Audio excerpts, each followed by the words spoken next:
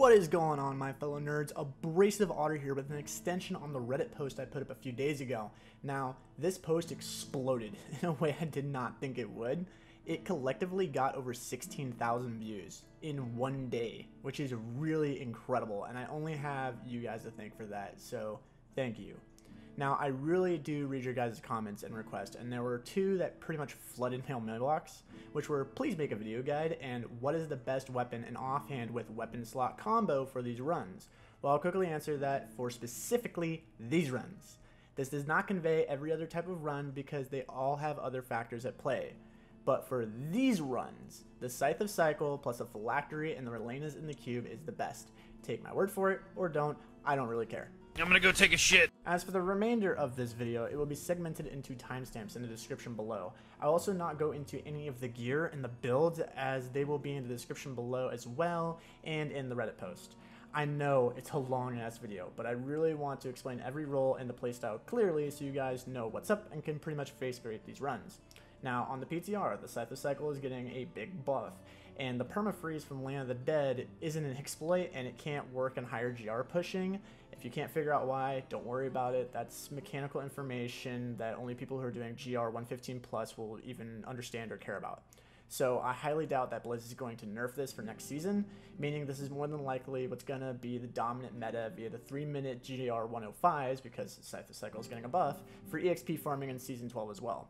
So without further ado, let's get into it.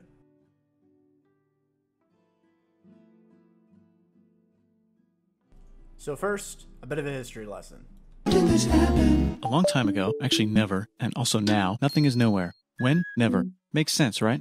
When Asia first started the idea of these runs, the biggest problem they ran into was mobility, not damage.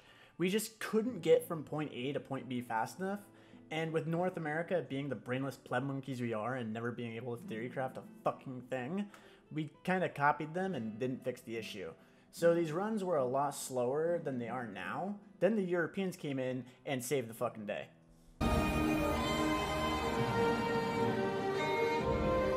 Guys, I can't make this up. They literally changed one skill and poof, the runs are amazeballs now. Which is where we start with our first class of this guide.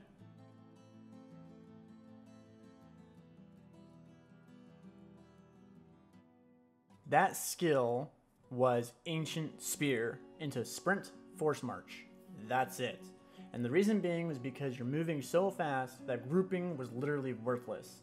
Now the build runs all the same skills as the standard Z-Barb except for that one, and if your team is fucking boss mode enough, specifically the Z-Necro, you can switch out Ground Stomp for Rend Mutilate to rend the elite packs while picking up globes. So that's really it for the Z-Barb. You do your war cries and sprint, rend a couple targets, and become one with Pacman and eat globes like this. Ooh, a piece of candy. Ooh, a piece of candy. You shall embrace this, and sing proudly the song of your people.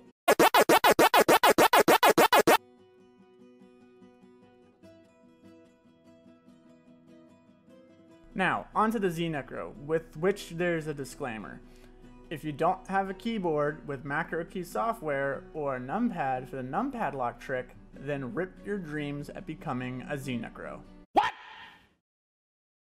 What the fuck? Yeah, I'm not gonna be like every other YouTuber and say, oh, it's okay, Billy. You can do whatever you like. If you try hard enough, you'll succeed. No. Fuck no. If you don't have your Devour on a macro, you'll never be able to effectively spam globes, and all you're doing is hindering the Rathma Necros from doing damage.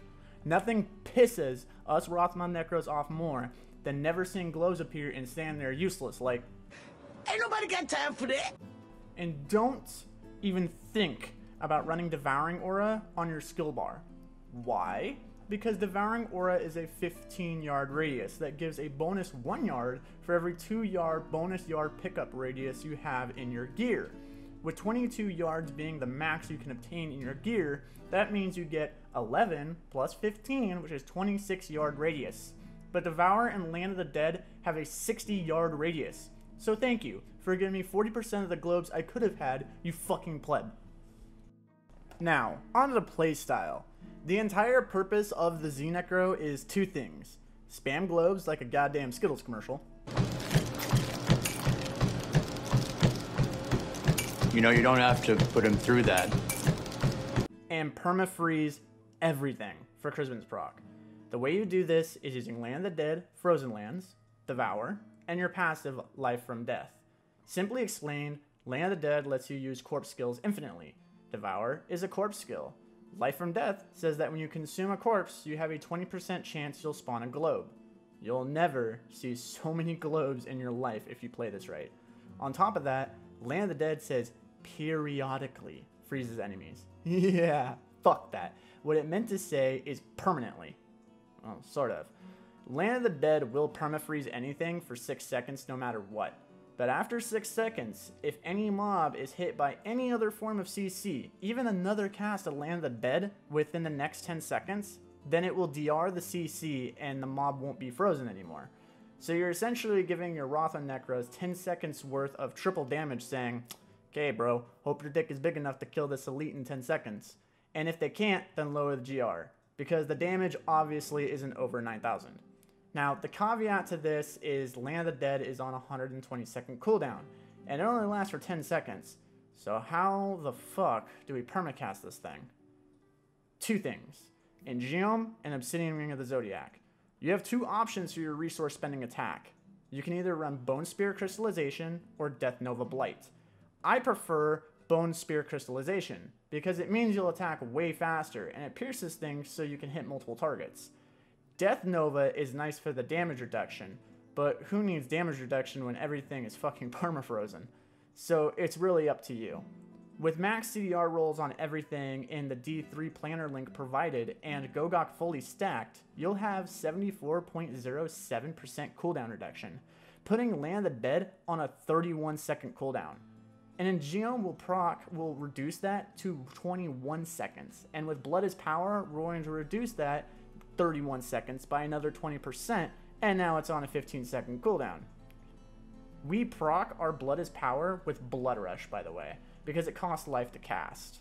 Now, with Land of the Dead being your only cooldown, and your attack speed being at 2.07, with attack speed rolls on your weapon and rings, or weapon ring amulet, if you hit only 6 enemies per cast, just super easy to do, then you're gonna reset your Land of the Dead cooldown in 3 seconds.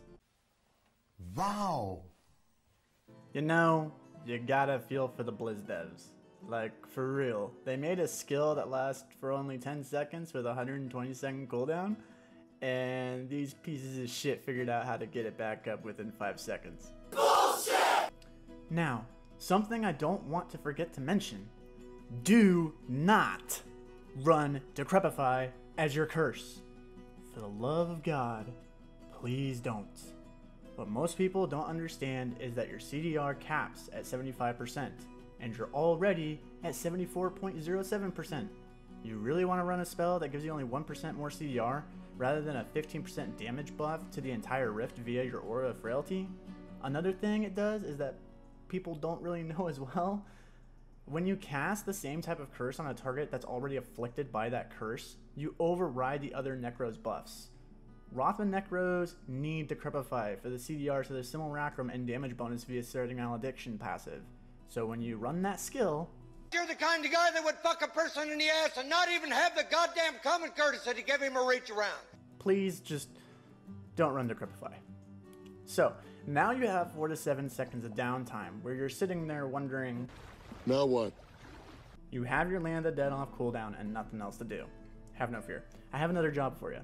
Your 2-piece Pestilence states that whenever you devour a corpse, you cast a corpse lance at a nearby enemy. Problem is, it's random. Now what most people don't know is that the Brittle Touch rune on corpse lance actually stacks. So if you hit a target multiple times with corpse lance, you get 5% times however many corpse lances hit that target within 5 seconds. With 2.08 attack speed, you cast 12 lances a second at an enemy because the 12 lance breakpoint is at 2.01 attacks per second. So during that 4 to 7 second downtime, if you manually cast Corpse Lance at an enemy, aka an elite pack, you will give 60% crit hit chance bonus to your Rathma Necros to that target in 1 second. And since your Rathma Necros already have more than 40% crit hit chance in their builds, they now have 100% crit hit chance against that target. By the way, because Devour is a hex movement based spell, I don't know if that's a League of Legends term, but it's the best I could come up with. What I mean is that you can cast it while moving and casting other spells. You can cast Corpse Lance and Devour at the same time. And remember, with Land of the Dead, you can cast Corpse skills infinitely, and Corpse Lance is, you guessed it, a motherfucking Corpse skill. So you can completely reset your Land of the Dead cooldown while Land of the Dead is even active. You permafreeze everything for 3 times more damage while also preventing any damage being dealt to your teammates. You spawn globes like a goddamn Skittles commercial, so your Rathma Necros have near infinite essence to permanently cast max-powered mages, and you give a 100% crit hit chance on multiple targets. Let that sink in for a second. Oh shit! Oh shit! Ah shit! No! That is not happening right now! No! Completely fair and balanced, I promise. But on a real note, this is why good Z Necros are hard to find. There's a lot more to its gameplay than people think, and these little things will separate the pleb Z Necros from the god Z Necros. And as much as I want to say Rathma Necros do damage as a Rathma player myself, we don't do damage if the Z Necro doesn't do his job. So Z Necro is literally the staple to this meta, and it's the primary reason why runs are either 5 minutes or 3 minutes.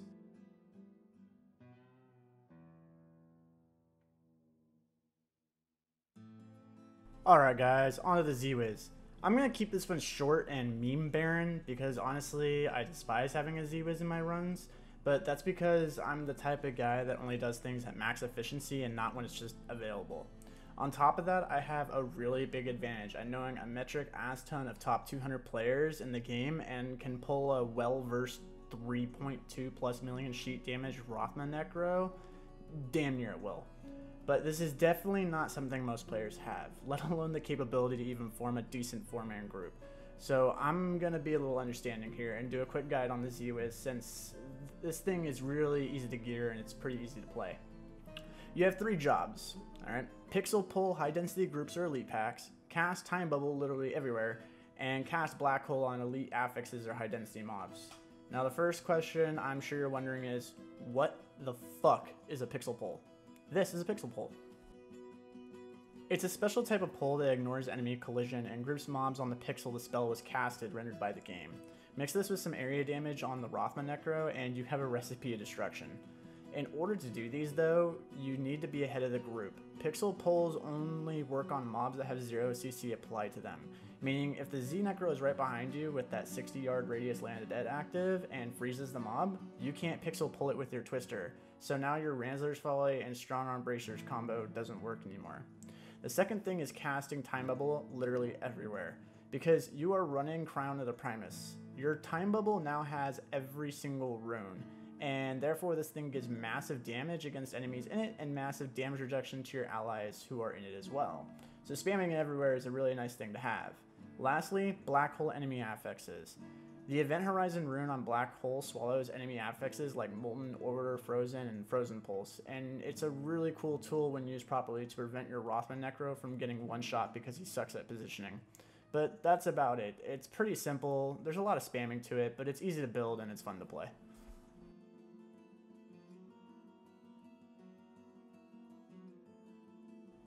Last but not least, where the big boys come to play, the Rathma Necro.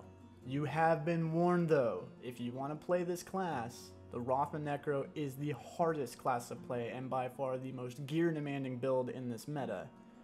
Now, the Z Necro has just as much button spamming as we do in the correct order. The difference is that the Z Necro doesn't really have to worry about positioning or mob attacks because he's damn near invincible unless he gets hit by 2 Molten Explosions or Grotesque, in which case rest in pepperoni, nerd. But if you play this build right, then everyone is going to declare you Jesus and want you in every group they form. This is how I was able to form so many groups because my Rathma Necro is just so damn good. Essentially, when you and the other Necro complete a GR95 in less than 2 minutes, everyone kind of loses their minds, like...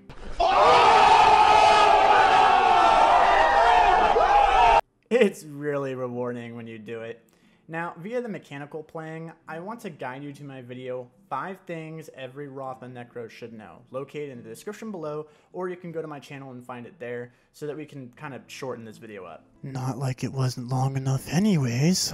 The main thing I'm going to talk about here is the bare bones basics of how this build works.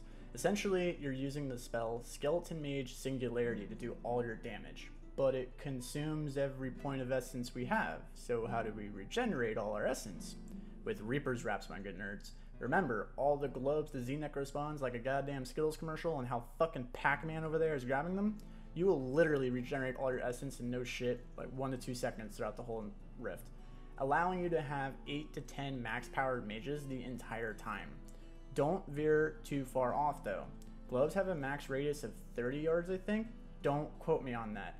But if you're too far away from the group, then Pacman picking up the globes for you won't do anything for your essence regeneration and you're sort of screwed. 2 things I want to go over. Mages do not have attack speed breakpoints when you have Tasker and Theos in the cube. Tasker and Theos will put them at the max attacks per second, being 3. The only breakpoint in this build is the 1.61 attack speed breakpoint, which reduces the cast time it takes to cast a mage, which doesn't even modify your DPS throughout the rift. Every percent of attack speed after that is a direct relation to damage for mages. That's how they're programmed. Meaning with Tasker and Theos in the cube, if you have say 28% attack speed in your gear, then you directly give mages 28% more damage. That's how it works. Take my word for it, or don't. Once again, I don't much care. I'm gonna go take a shit. Lastly, a very basic but needed mechanic to Rathma Necro is that you can actually control what your mages attack, sort of. If you hover over a target and cast the mages directly on that target, they will attack it until it's dead or they're dead. So when you go through the rift and you find an elite, make sure to hover over it and cast your mages on that target so that they will aim only that target until it's dead.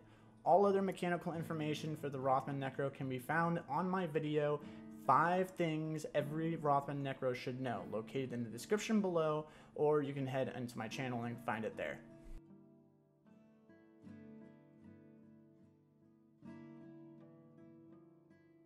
Now, before I let you guys go, there are a couple of major things I want you guys to grasp when playing as a group.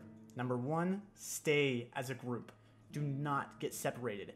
Everyone has to be nut to butt to each other to benefit from everyone else's buffs and synergies. If one wanders off in the Neverland, then you are seriously hindering the speed of your runs, unless you're a Z-Wiz, in which case you'll want to be ahead to perform the pixel pulls correctly. If you guys get stuck via deaths or just can't kill an enemy for whatever reason in 10 seconds, move on. Forget about that elite. Move on to the next group. The DR for the Land of the Dead is going to kick in, and now you'll only deal 1/3 damage, and it's going to be 10 times deadlier because the mobs aren't frozen. Just forget about it and move on with the rift.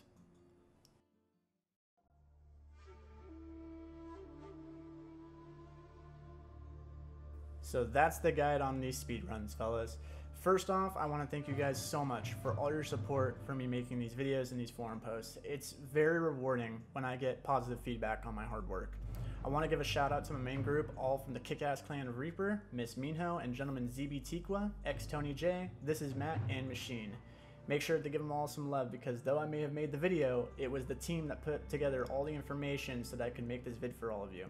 If you're curious about what EXP per hour you'll earn for whatever level of 3-minute runs you are doing, view the Reddit page located in the description below, or if you came here from the Reddit page, just look lower in the text and I'll have a chart for you.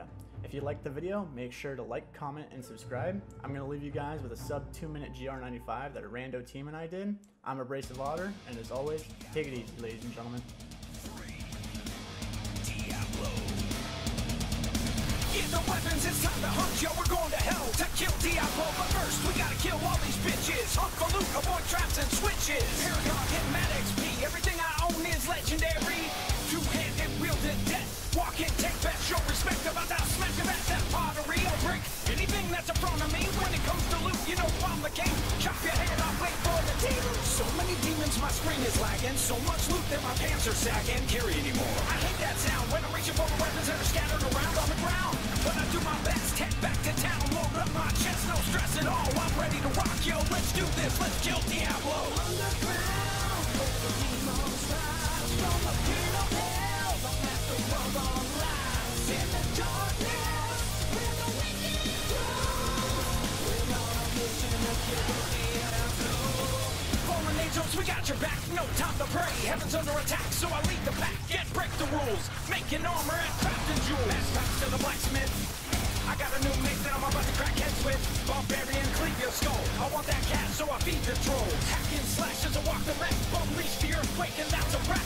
Dungeons and crypts filled with undead. Always taking potions right to the head. When I fight for my life with the Skeleton King, the Butcher Magda and the Spider Queen. When I shout, then you better run. And when I stomp your ass, then you're getting stunned. One by one, we settle the score. They never see me coming with the fog of war. Hey, Asmodan, about to whoop you, bro. Let's do this. Let's kill Diablo. Underground, where the demons